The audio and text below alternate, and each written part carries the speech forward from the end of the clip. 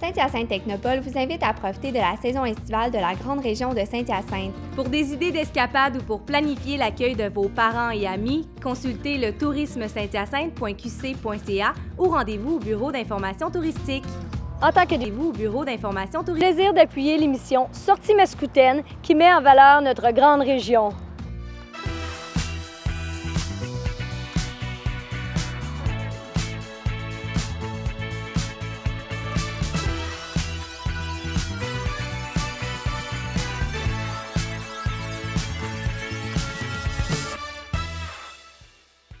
Bonjour et bienvenue à Sortie Mascoutaine. À quelques jours du début de l'exposition agricole de Saint-Hyacinthe, je m'entretiens avec Carl-André Végétarienne pour parler des préparatifs. Et moi, je me gâte parce que les bleuets sont fraîchement sortis et je me suis rendue à la bleuetière, le Rêve Bleu, à Saint-Damas. Mais avant toute chose, je suis allée à la vente-trottoir de Saint-Hyacinthe.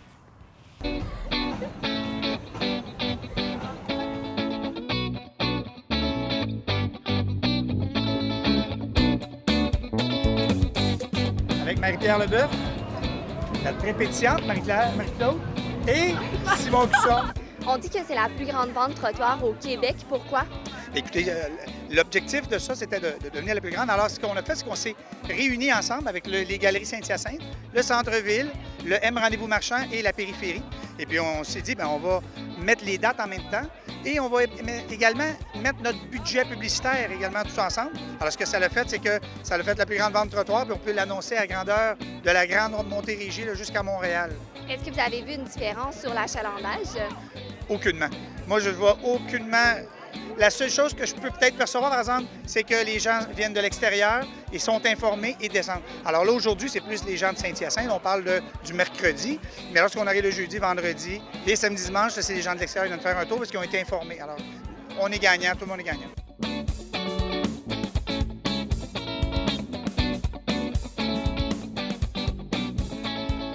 Est-ce que vous avez remarqué une différence dans l'achalandage? Absolument.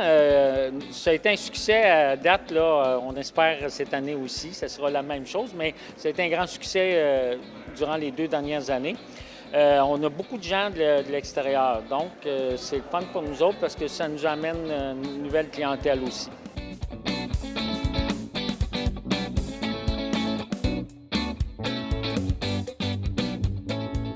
On se transporte maintenant au Complexe M. Je suis au Escapade avec M. Jonathan Ménard, le propriétaire du Escapade. Bonjour. Bonjour. La vente-trottoir, ça représente quoi exactement pour un commerçant? Pour nous, en tant que tel, en fait, c'est que ça nous permet d'aller chercher un public un petit peu plus large, aller chercher du monde qui viennent un petit peu plus loin que juste Saint-Hyacinthe ou des choses comme ça qui nous connaissent moins. Et est-ce qu'il y a beaucoup d'achalandage? Comment ça va jusqu'à présent? Jusqu'à maintenant, ça va quand même assez bien. C'est sûr qu'il fait super chaud, fait que le monde, je pense, qu'il profite de la piscine un petit peu, mais en général, la vente-trottoir nous amène beaucoup de monde de l'extérieur, puis un roulement justement plus important qu'à l'habitude.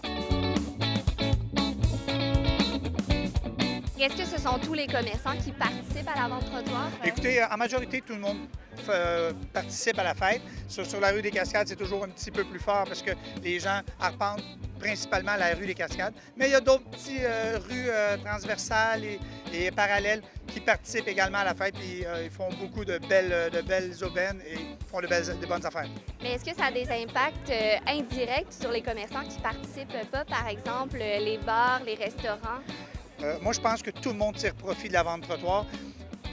Oui, on peut parler de côté monétaire, mais également, ce qui est très, très important, c'est de toujours garder à l'esprit que le centre-ville, c'est festif, c'est un lieu de rencontre et c'est pas juste un lieu pour acheter, c'est un lieu qu'on peut vivre également. Nos marchands ont besoin de cette vente-là. Les chiffres, je te dirais que décembre, c'est le plus gros mois de l'année. Puis le deuxième plus gros mois, ce serait juillet, justement, parce que les gens s'en vont en vacances, ils ont besoin de produits, ils en profitent avec les spéciaux qu'on a. Donc, c'est une grosse semaine. Je suis en compagnie d'Ontariens qui sont venus ici pour la vente-trottoir. Where are you from? From Central Ontario, a town called Collingwood. And how did you find out the big sale in Saint-Hyacinthe? We heard it on the news. So we thought we would come down. It's such a beautiful town.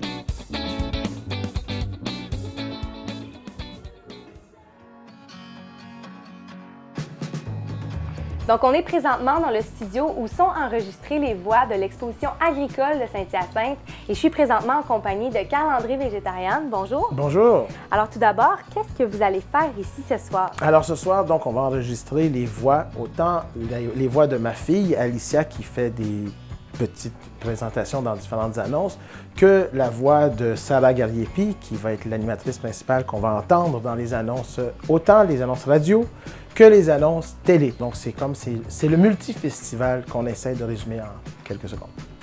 Depuis quand environ travaillez-vous sur la 179e édition? L'expo, on la commence, je dirais pas non seulement le lendemain de l'édition précédente, mais parfois avant même qu'on ait fait l'édition de l'année d'avant. Donc, c'est un travail de longue haleine pour être en mesure justement d'arriver, comme on dit, en étant le plus possible sur la coche, le plus possible d'actualité et être capable de se renouveler. Parce que, bon, les gens vont dire une exposition agricole, qu'est-ce que c'est? C'est des animaux. Mais encore, qu'est-ce qu'il y a plus? Alors, donc, c'est de présenter des activités justement autour des animaux de la ferme de façon différente, de façon moderne et aussi avec toute la partie spectacle, divertissement, grand public. Pouvez-vous nous parler un petit peu des nouveautés de cette année? Bien, écoutez, donc, comme je vous disais, l'Expo de Saint-Hyacinthe, je considère que c'est un genre de multifestival parce que, bon, on résume ça brièvement par animaux, spectacle, manège, mais c'est bien plus que ça. Donc, si on parle ne serait-ce que de la partie animale de cette année, c'est comme d'habitude plus de 2000 animaux de la ferme qui sont là pour les concours agricoles et donc les gens sont invités à rencontrer les agriculteurs. Mais cette année, une première, les gens vont pouvoir traire une vache mécanique. Pour une question d'hygiène, ils ne peuvent pas traire une vache véritable, mais il y aura un agriculteur tout près qui va leur montrer comment faire. Et avec la vache mécanique, donc ça sera une façon de réapprendre cette façon de faire. Parce que, bon, les gens s'imaginent quand même qu'en agriculture, on traite encore à la main, ce qui n'est pas tout à fait le cas. C'est pour ça que cette activité-là s'appelle de la main au robot. Donc, les gens vont pouvoir essayer la méthode traditionnelle, mais aussi découvrir les avancées technologiques grâce à la machinerie de Boumatic. Et pour les spectacles? Bien, je vous dirais pour les spectacles, écoutez, on a plusieurs nouveautés. On a les deux frères qui sont les artistes de l'heure. Donc, on est bien fiers de les avoir à l'Expo. On a Hugo Lapointe, on a aussi des artistes de la région avec les chamaniers, on a des soirées aussi country. Et puis, bien, disons que ça, c'est pour les spectacles de fin de soirée. Mais je vous dirais, moi, j'ai une affection toute particulière pour tout ce qui est spectacle pour enfants, vu que je suis moi-même père de 3 jeunes enfants. Et je suis bien fier de dire que cette année, encore plus que les autres années, on a définitivement la meilleure programmation de spectacles pour enfants, spectacles familiaux au Québec. Et ce dont on est vraiment le plus fier, c'est d'avoir les mascottes officielles de Pat' Patrouille. Alors, Pat' Patrouille, c'est un phénomène mondial en ce moment. Et lorsqu'il a été question de les avoir à l'Expo, alors on a travaillé fort, et là, la compagnie à Los Angeles a dit « OK, on est prêt à faire un endroit au Québec. Vous avez déjà un partenariat avec Télé-Québec. » Alors, Télé-Québec a beaucoup aidé là-dedans. Et ils sont arrivés en disant, vous les avez. Donc, le 30 juillet, la Pat' Patrouille débarque à l'Expo. Et ce qui est encore plus extraordinaire, c'est que justement, les enfants jusqu'à l'âge de 5 ans entrent gratuitement sur le terrain. Donc, c'est une belle occasion pour eux de vivre l'expérience de l'Expo en famille. Et est-ce qu'on aura droit à des surprises?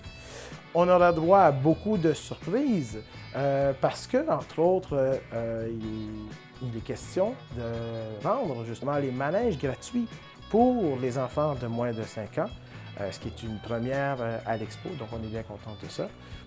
Si on parle de surprise, à ce moment-là, je vous dirais qu'il y a les stationnements incitatifs qu'on a depuis maintenant 2 ans, donc qui permet aux gens de stationner gratuitement. D'habitude, les gens stationnaient, ils prenaient une petite navette en autobus et ils s'en venaient. Mais cette année, le trajet va pouvoir également se faire en carriole à chevaux à travers la ville de Saint-Hyacinthe. Wow. Donc, on invite les gens à aller à l'exposition agricole de Saint-Hyacinthe. Ça se passe du 27 juillet au 6 août.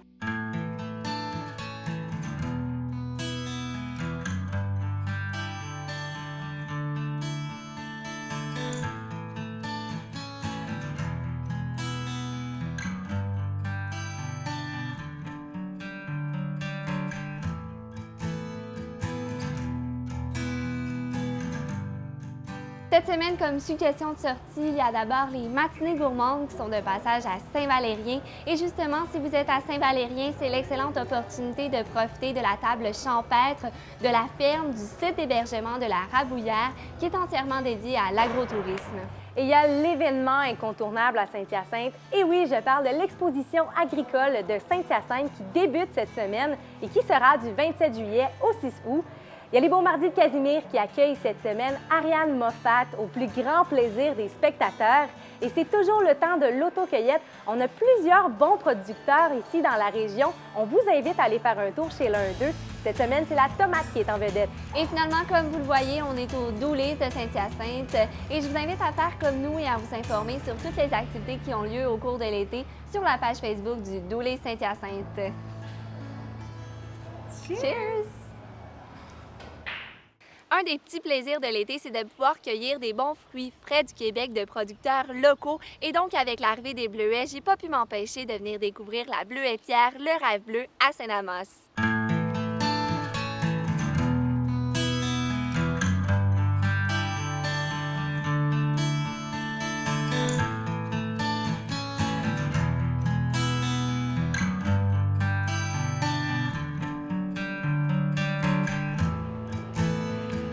Salut Marie-Pierre! Est-ce que ça te tente de venir cueillir des bleuets avec moi? Eh bien oui, bonne idée.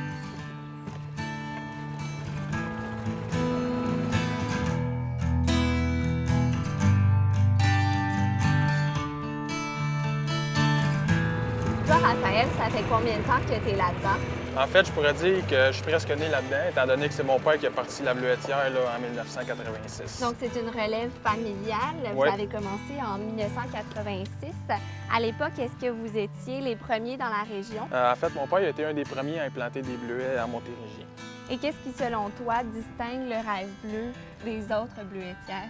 Je dirais l'expérience qu'on a acquis au cours de toutes ces années-là, la grandeur de notre bleuetière, la tranquillité de la place. Et comment ça fonctionne pour un client qui veut venir cueillir des bleuets? Pour ceux qui n'ont pas de contenant, on fournit les paniers, puis tout simplement, on monte dans le champ avec son auto.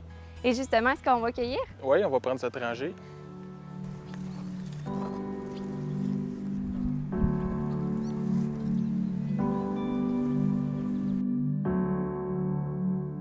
Et là, ici, on a des grands plants, si on peut dire comme ça, mais j'ai vu tout à l'heure qu'il y en avait des plus petits.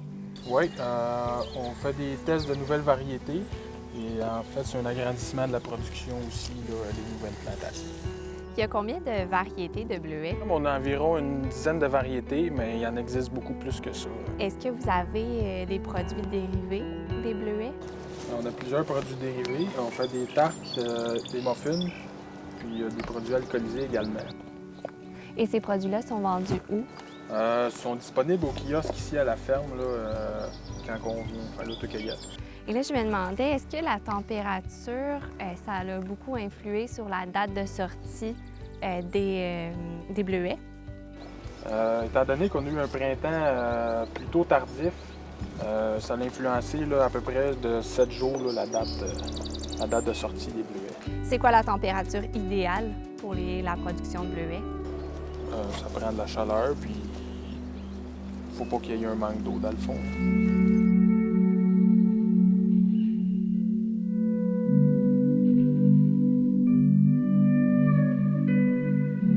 Donc, les gars, ça se poursuit jusqu'à quand, les bleuets?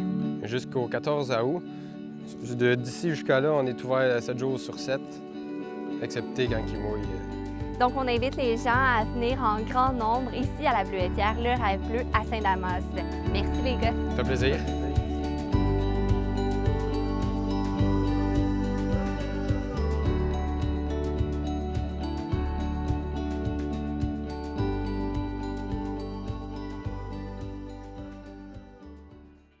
Merci à vous qui nous écoutez chaque semaine et n'oubliez pas que l'émission est en rediffusion jusqu'à dimanche.